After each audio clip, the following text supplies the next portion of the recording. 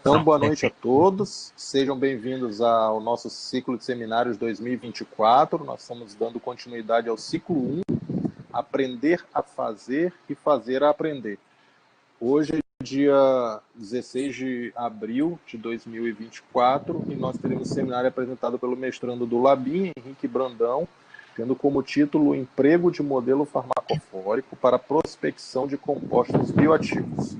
Obrigado, Henrique, pela disponibilidade da apresentação. E aí os momentos são contigo agora para você discutir os tópicos relevantes a respeito desse seminário. Pronto, perfeito.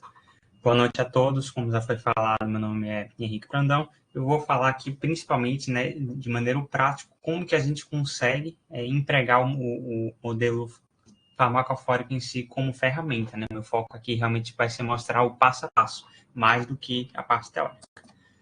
Como teoria, né, eu não posso deixar de introduzir, existem diversas estratégias em sílicos usadas, né, para objetivos variados. Temos os dois grandes ramos, né, que é o LBDD, o baseado no ligante, e o SPDD, que é o baseado no alvo.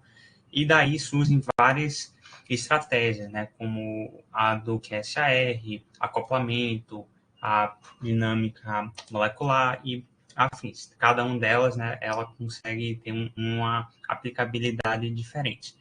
No caso do modelo farmacofórico em si, né, ele pode ser tanto da parte de LBDD quanto SBDD, a depender do parâmetro, do tipo de informação que eu tenho, mas o foco dele é principalmente de sumarizar tudo que é essencial. Se colocar a caneta para aparecer, ele sumariza todos os parâmetros essenciais para a ação biológica de um dado grupo e forma, né, esse farmacóporo. Esse farmacóporo que eu uso como filtro maior para selecionar outras moléculas, né, de outro banco, né, agora separado, que caem nesse conjunto de parâmetros. Por isso que a finalidade principal dele é nesse âmbito da prospecção de novas moléculas. Na prática, eu trabalho com compostos, né, seja de síntese própria, né, do próprio laboratório ou a partir de artigos, né, moléculas sintetizadas. Sobreponho todas as moléculas e vejo quais são as características que são similares entre todas essas moléculas de um dado set que eu forneço. O programa ele encontra esse conjunto de parâmetros similares e então começa, né, forma um modelo e eu uso o modelo para selecionar outras moléculas que também se encaixem nelas. Quanto aos parâmetros, nós temos, por exemplo, a presença de grupos aromáticos, de doadores ou aceptores de ligação, hidrogênio, polares, enfim. Ele vai sondar esse conjunto a partir dessas informações, né, desses parâmetros para selecionar novos compostos. O meu foco aqui não é tanto para a parte teórica, né, e sim para como que é possível, né, quais são as ferramentas que a gente tem hoje à disposição para construir um modelo e como que a gente emprega. Porque, no fim das contas, né, coloquei aqui esse fluxograma, não é só sobre a construção do modelo em si. Na verdade, a construção do modelo é bem rápido, em menos de um dia, a depender do programa, é questão de tipo 5 minutos, 10 minutos, eu consigo construir um modelo. O realmente demorado dele é validar esse modelo, né? Que é provar que o modelo é de fato eficiente, que ele consegue efetivamente selecionar as moléculas bioativas conforme o predicado. Quanto aos programas, existem vários. Quando você vai observar pela literatura, está na faixa de 10, 15, né, que a gente consegue usar, empregar, mas nem todos é tão fácil assim. Eu seleciono aqui dois, um que é esse Pharmagist, é uma plataforma online de todos, para mim foi o melhor, que é bem simples, né? Não precisa instalar nada, simplesmente acessa a plataforma, organiza os dados e, e ele zera. Na prática, ele vai fazer aquela parte teórica, né, que eu mencionei mais cedo. Você vai fornecer moléculas, no caso, pelo menos 3, no máximo 6, né, médio. ele compara todas as moléculas, vê o que há de similar e forma os modelos. Então, aqui eu coloquei um set de exemplos. Todos são derivados de um mesmo artigo. Percebe que são todos, inclusive, derivados entre si, já que isso facilita na construção do modelo. Não é, na verdade, interessante que você use moléculas muito diversas, muito diferentes para construir um modelo, porque se pressupõe que todas as moléculas fornecidas têm o mesmo um modo de interação. Então, é muito mais provável que moléculas derivadas umas das outras tenham um mesmo modo de ligação do que se elas fossem muito diferentes. Quanto à parte do desenho, né? No caso, para o Pharmacy, você precisa fornecer as moléculas no formato MOL2, não serve Smile, por exemplo. E aí você pode desenhar em outros programas, né, como o Babel, o King Spider, o Marvin Sketch. O que eu acho muito simples, muito fácil, é esse site aqui, do Swiss ADME, que, de novo, é uma plataforma online, não precisa baixar nada, só entra aqui no site, desenha manualmente e salva o formato que você precisa. Eu coloquei aqui no formato PDF, ele também tem no formato MOL2. Aí depois você salva todas as moléculas que você quer, né, em zip, põe aqui para colocar o arquivo, coloca o e-mail e eles abrem. Aqui já é a tabela do resultado final. É algo que demora tipo 5 a 10 minutos mesmo. Cada uma dessas linhas é um dos modelos prováveis. Ele separa aqui, no caso, todos esses modelos ele conseguiu encaixar, por exemplo, as 6 moléculas que eu forneci. Esse daqui ele só conseguiu encaixar 5 moléculas, 4 moléculas. Ele vai te dar, né, todas as combinações possíveis que ele conseguiu fazer, né, para construir esse modelo. Tem outros programas, além do Pharmacist, que é, por exemplo, o Ligand Scout. Eu trouxe ele porque é um dos outros. Ele é um pouco mais rebuscado, só que precisa baixar, precisa pedir licença. Não é nada complicado, né? Tendo um e-mail UFBA, você consegue entrar no site, solicita, no outro dia tu já consegue a licença e acessa. O passo a passo também é bem simples. Acho que ele não sei se está muito pequeno, se está um pouquinho.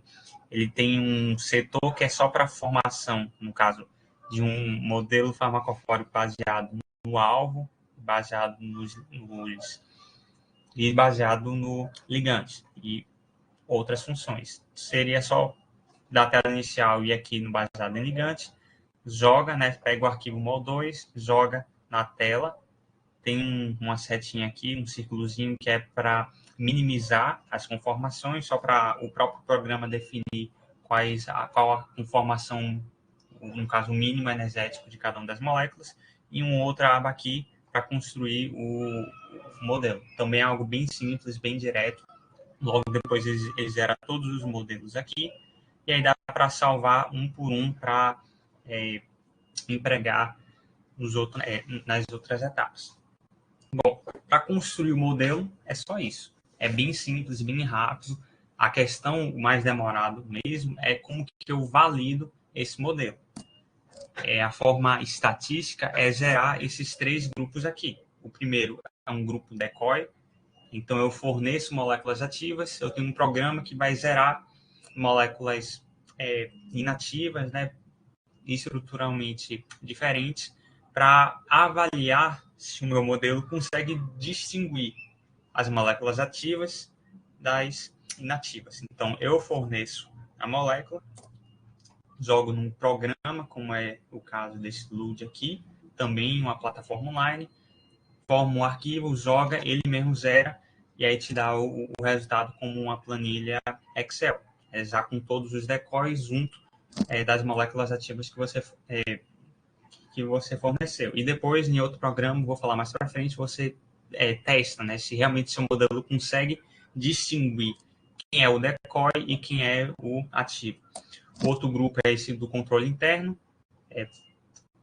Como eu falei, você emprega moléculas para construir o modelo, mas geralmente você tem outras moléculas, né, ou moléculas ativas que você não usou no modelo, moléculas inativas que você naturalmente não colocou o modelo também, e usa essas moléculas restantes como controle interno.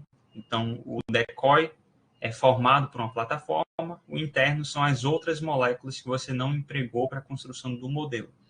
E, finalmente, o controle externo são moléculas com atividade descrita na literatura, que você também usa, né, como uma forma de avaliar se o seu modelo consegue identificar as ativas ou, pelo menos, descartar as inativas. Então, a diferença é que aqui eu pego outras moléculas do mesmo artigo ou do mesmo trabalho, e aqui outras moléculas de outros artigos.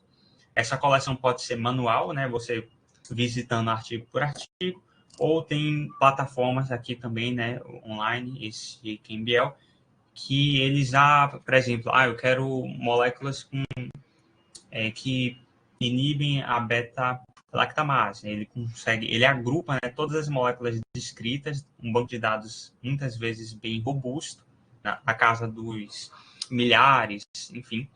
E aí tu consegue extrair a tabela Excel de todas essas moléculas, SMILE e atividade a partir do site, o que já te garante um controle externo bastante robusto. E, enfim, são 3 grupos que eu uso para avaliar se o modelo zerado está atendendo às minhas expectativas ou não. A forma como eu manipulo é sempre por essa plataforma aqui. Tem outras plataformas, a mais comum é a Farmit, né? Que tem vários outros programas que constroem modelo que aceitam, né? Que, no caso, o Farmit aceita esses outros modelos. Por isso que, geralmente, ele é empregado. É uma plataforma, essencialmente, eu forneço, né? Eu coloco o meu modelo, coloco o meu banco de dados, que seriam esses 3 grupos, e trio. Comparo molécula por molécula se eles se adequam no modelo ou não. E aí ele gera, vou pular um pouquinho aqui, ele gera, né? Eu coloco o modelo farmacofórico, coloco o banco de dados, né, que é o grupo decoy, controle interno e controle externo, e aí vejo se as moléculas, no caso, se foram selecionadas e quais foram selecionadas. E aí disso eu trabalho em tabela, né, para avaliar esses resultados. Só uma ressalva, esse banco de dados, né, as moléculas em si, do grupo decoy, controle interno e controle externo, é tudo realmente por Excel. Basta uma tabela simples, a molécula em SMILE e o ID dela, né, o nome, para eu saber quem é quem, salvo no formato que precisa, né, ou no formato texto, né, em tabulação ou formato SMI, que é só você salvar assim em formato e depois colocar o ponto SMI no final, e ele abre tranquilo, né, na plataforma do Farmit. Depois que eu tiver esses resultados, né, que eu comparei quantas moléculas foram selecionadas do modelo desses 3 grupos, eu faço, né, a análise estatística. Eu vejo os resultados, por exemplo, né, esse primeiro modelo aqui, que eu chamei de 1J51, ele selecionou 19 moléculas do meu controle interno, das quais 12 eram ativas e 7 inativas. E aí eu vejo, né, avalio por exemplo, sensibilidade, especificidade, valor preditivo positivo e negativo. Tem outros parâmetros que eu posso aplicar, né, como o de correlação de MEF, o fator de enriquecimento, enfim. E uso esses parâmetros para comparar os modelos. Aqui em gráfico dá para ver melhor, a linha vermelha me mostra o acima de 50%, e claramente eu tenho alguns modelos que se destacam. No gráfico bruto também consigo perceber, né, quais os que se destacaram. Enfim. E pronto. No caso, existem outras métricas que eu posso avaliar também, que é, por exemplo, pela curva ROC. Aqui eu tenho outra plataforma, que é esse Metrics. Simplesmente falo, né, eu informo qual a ordem dos resultados e ele me constrói o gráfico. e é uma outra forma, né, que eu consigo comparar o resultado de cada um dos meus modelos. E pronto, essa etapa, né, que é o grupo decoy, controle interno e controle externo, tudo que eu preciso para validar e selecionar o melhor modelo. De todos os zerados lá atrás, avalio isso para todos e defino qual que é de fato o melhor, né, qual que se deu melhor em todas aquelas análises. Depois disso, eu já tenho o meu modelo formado pelos programas iniciais e validados nessas outras etapas. Com esse modelo que eu consigo selecionar, por exemplo, de um banco de dados interno do nosso laboratório, por exemplo, ou ainda de outros bancos de dados, não é o caso desse Zinc, que eu consigo, por exemplo, ver as moléculas que se encaixam, comprar e testar, né, para alguma dada atividade biológica. Mas aí o importante é que o modelo já está formado. Qual o banco de dados que eu uso para selecionar as moléculas, aí só depende de mim. Eu coloco o meu banco de dados, de novo eu uso a plataforma Farmit. No caso, eu coloco o banco de dados no Farmit, coloco o meu modelo e vejo quais moléculas desse banco que eu informei se encaixam no meu modelo. E daí eu tenho outras formas de, por exemplo, eu usei, o meu banco de dados é muito grande, muitas moléculas foram selecionadas, tem uma forma de aumentar a criticidade da minha seleção, que pode ser, por exemplo, pelas características físico-químicas, a massa molar, o número de doadores e aceptores, pode ser pela presença de PINs, né, que são as partes de moléculas que são potencialmente tóxicas. No caso, são duas plataformas aqui, né, as duas podem me prever a toxicidade de moléculas, ou ainda eu posso entregar uma forma de seleção estrutural, que é, por exemplo, pela hierarquia, né? A seleção por agrupamento hierárquico. Eu uso essa plataforma, outra plataforma online, coloco todas as moléculas e ele organiza, né, as moléculas por similaridade.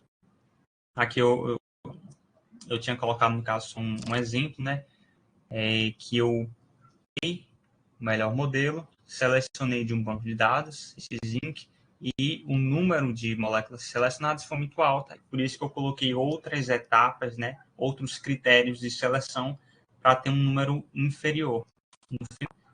Ainda assim sobraram bastante, né, 37, por isso que eu tinha colocado aquela etapa do agrupamento hierárquico, para eu conseguir selecionar com a maior diversidade estrutural possível. E é isso. Espero que eu tenha informado bem o passo a passo, né, a parte prática de como que se constrói um modelo. E eu me coloco à disposição, né, para quem tenha interesse em formar no futuro, para auxiliar, né, nessa etapa.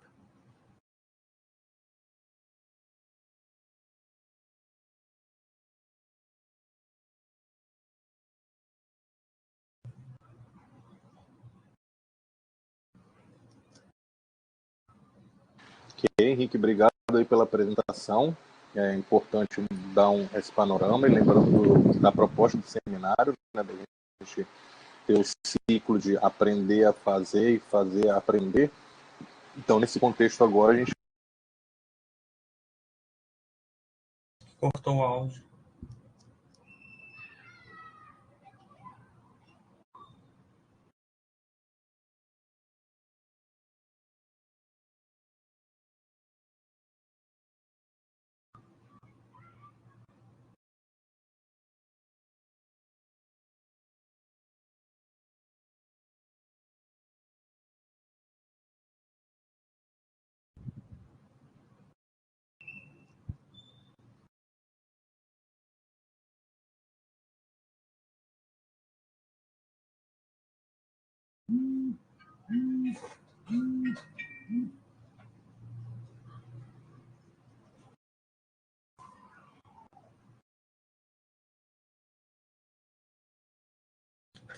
Tranquilo, professor.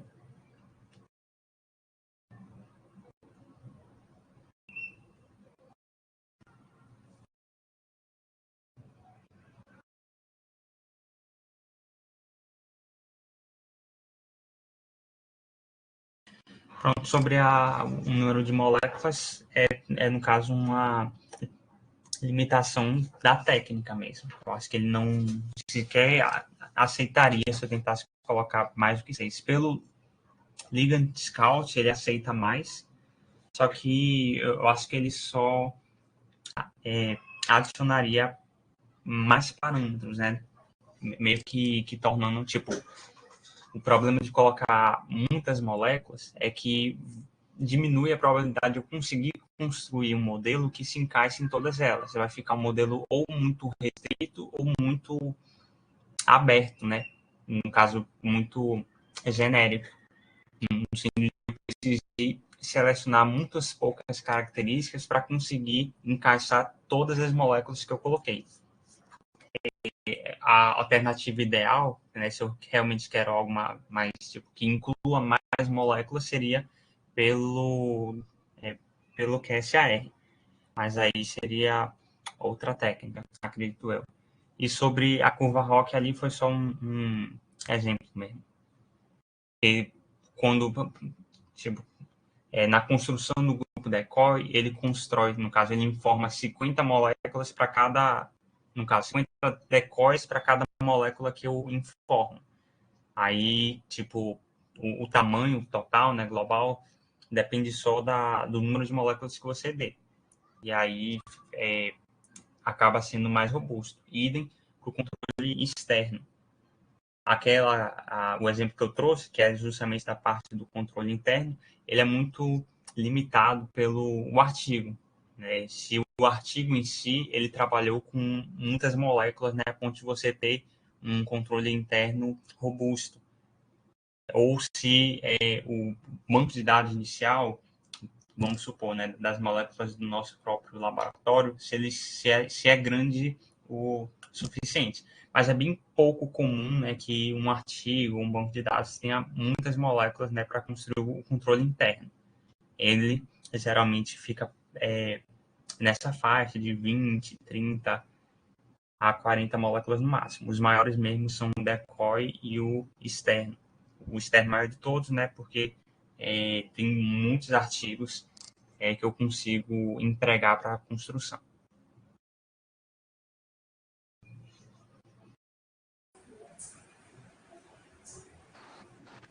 Complementando a resposta também, que é importante a gente fazer uma diferenciação para a questão do QSAR, que é a questão do QSAR se trata com menos variáveis do que o LBDB, né? E no caso do LBDB, você está trabalhando além das variáveis, digamos assim, descritivas, você ainda está levando em consideração o espaço tridimensional. Então você não consegue, não. É mais difícil você calcular, né, fazer esse cálculo computacional com essa informação de descrição mais posição espacial do que no QSAR, que você faz isso de uma forma mais simples a partir da correlação entre estrutura e atividade biológica. Então, essa questão do número de variáveis, dos grupos, a gente tem que ter o cuidado também com isso. Outro ponto importante, vocês estão conseguindo me ouvir? Só para saber se eu estou dando feedback certo para vocês aí. Ah, certo. Então, outro ponto importante, Henrique, na questão da apresentação também, já desse ponto que foi da dúvida de Pedro ali, é que, a depender do conjunto de moléculas a serem estudadas, isso depende do nível de informação. Se a gente for fazer um panorama, por exemplo, dos seminários que nós já tivemos aqui, o seminário que Pedro trouxe da ocitocina tinha poucas moléculas. Mas o seminário de Clayton, por exemplo, que falava sobre agentes hipoglicemiantes, inibidores da GSK3-beta, nós já tínhamos muitas moléculas. Tinha coisa de 200, 250 moléculas. Então, também tem um pouco disso. Talvez o alvo que você empregou, não sei se você falou antes que era um alvo específico, é só a título de exemplo, tivessem poucas moléculas por ser um alvo pouco estudado, você ter pouca informação. Agora, se você pegar uma HIV protease da vida, uma GSK3-beta e, como nós tivemos na pandemia, a MPRO, os inibidores de MPRO, você vai ter muitas moléculas para estudar. E aí essa definição de decoys, ok, está correta como você fez na apresentação. Grupo interno e grupo externo, isso também vai ter que ter um cuidado. E aí eu queria concluir essa consideração pensando justamente contigo. Qual o critério que você utiliza para grupo interno e para grupo externo? Na apresentação você colocou só no sentido, grupo interno são moléculas que eu não estudei e grupo externo são de outras moléculas a serem estudadas. Então eu queria que isso ficasse um pouco mais claro para a gente entender por completo o que é essa proposta do grupo interno e do grupo externo no LBDD, que é a mesma lógica que a gente utiliza no QSAR também. Perfeito. Só para exemplificar, ele vai daquela parte que eu tinha falado mais cedo, mais cedo, que as moléculas em si, elas precisam necessariamente ser próximas, né? Estruturalmente similares entre si para justamente me garantir ou ter uma tendência de que todas elas têm o mesmo mecanismo de interação, né? A forma como interagem. Só para exemplificar, mesmo a gama de fármacos que tem dentro dos inibidores de COX-1, né, que são todos os AINEs, né, existem classes diferentes dentro deles, dos inibidores de COX-1, que têm mecanismos de interação com o alvo diferentes entre si, mesmo todos inibindo a COX como ponto em comum. Então, é por isso que quando eu seleciono a porção de moléculas para construir um modelo, eu geralmente pego no máximo de um artigo só. Eu evito selecionar moléculas de artigos diferentes, mesmo que sejam, por exemplo, todos cumarinas, para justamente impedir ou diminuir a possibilidade de eu pegar moléculas que têm um modo de interação diferente e acabar construindo um modelo farmacofórico muito promíscuo, né, no sentido de que ele tentou unir moléculas com mecanismos de interação diferentes entre si. Então, ponto, né? Eu sempre pego moléculas de um artigo só. O meu controle interno são as moléculas desse artigo que eu tomei como ponto de partida, que eu não usei para construir o modelo. E aí o controle externo seriam moléculas com a mesma ação biológica desse que eu estou buscando, mas de outros artigos, né, de outros autores. Espero que, não sei se deu para me entender. Beleza, agora ficou claro aí porque essa definição é importante, porque como você falou, tem a importância de você selecionar moléculas do mesmo grupo, da mesma atividade, diferente daquelas moléculas com atividade diferente entre uma e outra.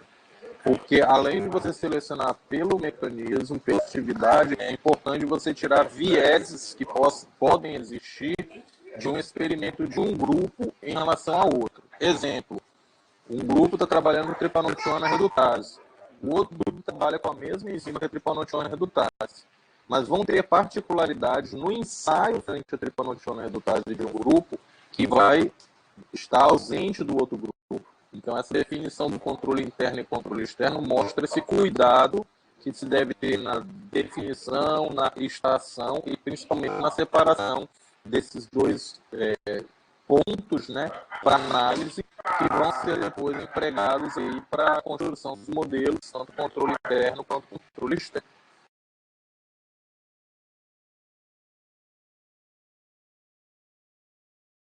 Eu vi que pelo chat ninguém mais manifestou alguma dúvida. Minha outra consideração vai em função da apresentação, quando você trouxe a questão da relevância de você comparar esses dados, os dados de LBDD para os dados da triagem. E aí, no caso, assim, se o modelo está construído e validado, você disse que é possível empregar a base de dados que eu quiser para extrair novos ligandes que sejam afins, né, para esse modelo. Então, em função dessa análise que você está fazendo, vamos exemplificar aí para a produção de dados de, por exemplo, inibidores de monoaminoxidase. Quando você utiliza, por exemplo, produtos naturais para serem selecionados a ação biológica frente à monoaminoxidase, você consegue fazer esse raciocínio em função do emprego do modelo farmacofórico. O que define essa racionalidade no emprego de uma base de dados externa frente ao modelo, pensando como o próprio título está dizendo aí, para a prospecção de compostos bioativos? Não sei se eu entendi a forma como o senhor estava perguntando, mas eu posso, por exemplo, empregar, vamos supor, eu tenho uma grande quantidade de compostos naturais que foi avaliado frente a COX-1, por exemplo. Eu quero saber meio que algum estudo, algum indicativo que me direcione ao mecanismo de ação, né, a forma de interação com esses produtos naturais conseguiram, de fato, inibir. Eu posso fazer meio que um raciocínio interno, né? Eu construo, vamos supor, eu pego fármacos que, de modo clássico, inibam a COX-1, no caso que eu já conheço o modelo de interação, e eu uso esse modelo formado, construído, para tentar identificar quais desses produtos naturais também potencialmente teriam o mesmo mecanismo de interação. Não sei se foi com esse raciocínio que o senhor colocou. A ideia justamente é de empregar o modelo farmacofórico para essa triagem, né? E aí, justamente para a gente lembrar da racionalidade, por que eu empregaria o modelo farmacofórico para essa seleção. E aí, como você falou e também trouxe na apresentação, o modelo farmacofórico vai ser uma abordagem que me permite selecionar, o próprio termo triar, né? Quer dizer selecionar compostos para aquela determinada ação.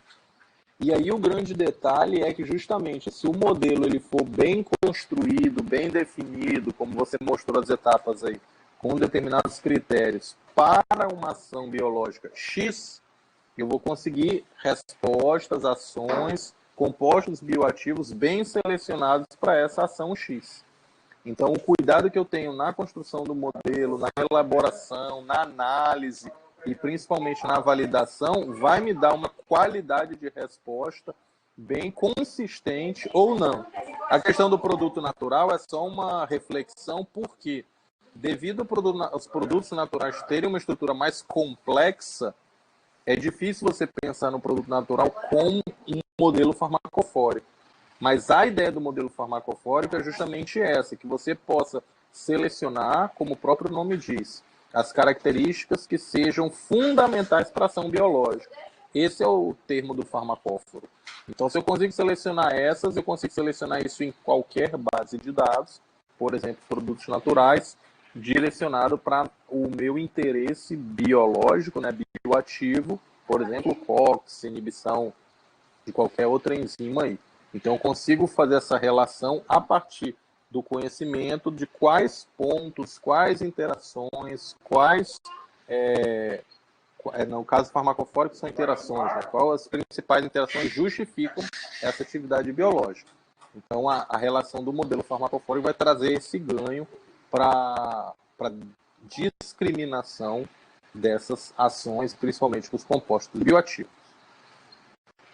Mais alguém teria alguma dúvida para contribuir aí no seminário de Henrique?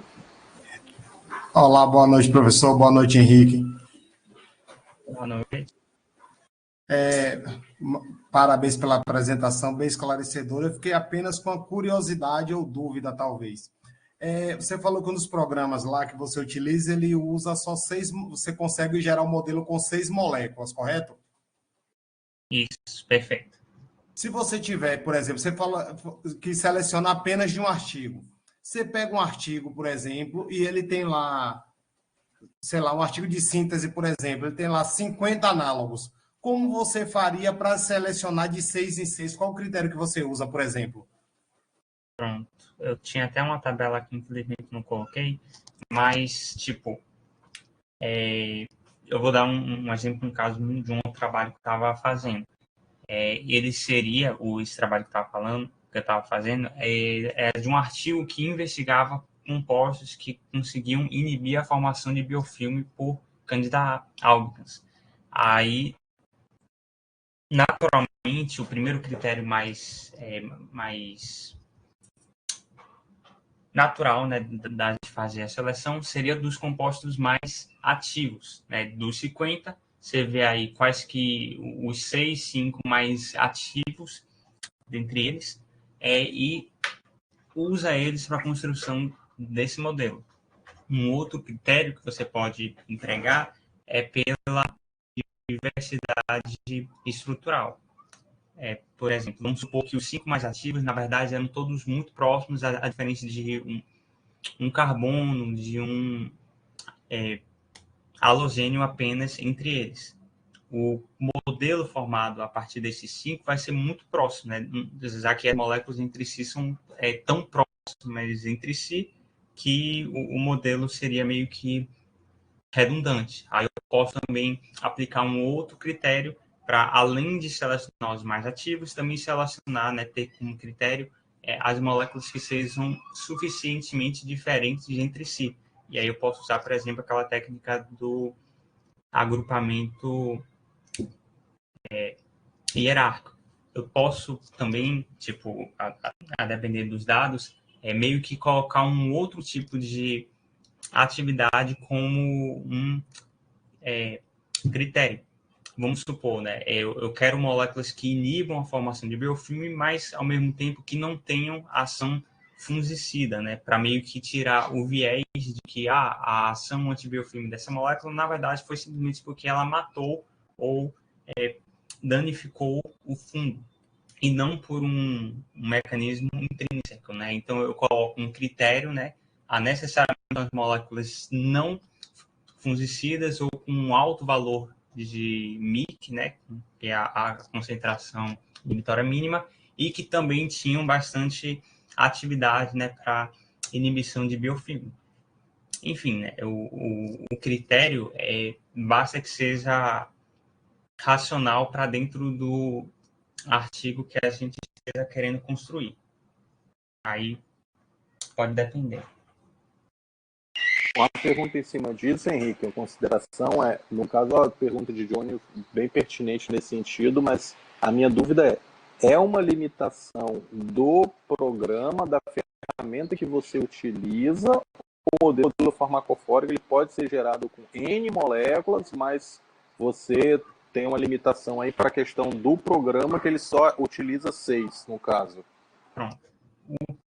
No caso, o Pharmagist, ele só admite 6. Ele tem outros programas, que é o caso daquele Ligand Scout, que ele consegue trabalhar com mais. Só que a problemática maior é justamente o número de variáveis que eu coloco.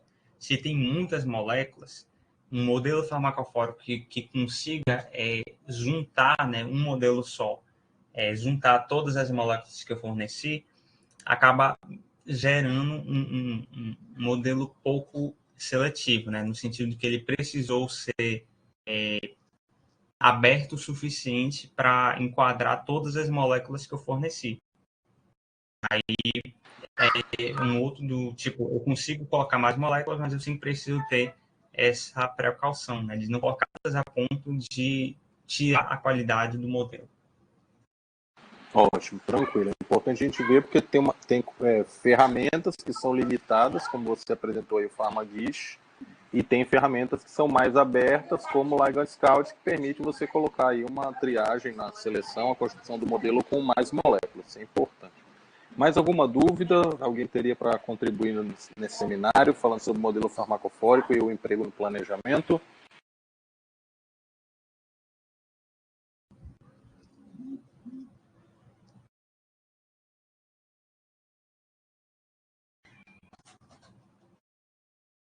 Tem uma consideração de Pedro aqui sobre a amostragem conformacional. Sim, isso aí, Pedro, é verdade. Tanto é que o Ligand Scout, antigamente, ele tinha limitação para o número de moléculas, justamente porque essa análise conformacional é muito pesada. Hoje em dia, né, processadores, computadores mais rápidos, eles tiraram essa restrição aí, mas claro, você fazer a amostragem conformacional de 1.500 moléculas é bem mais custoso do que você fazer de 5, 6, 12 ou 20 moléculas. Então, isso é um fator importante aí. Claro, a análise conformacional, como o Henrique mostrou, vai estar relacionada à posição no espaço dos grupos, e esse alinhamento gera a definição dos grupos farmacofóricos. Então, é importante pensar nessa variável também quando a gente está trabalhando com muitas moléculas. Mais alguém teria mais alguma consideração?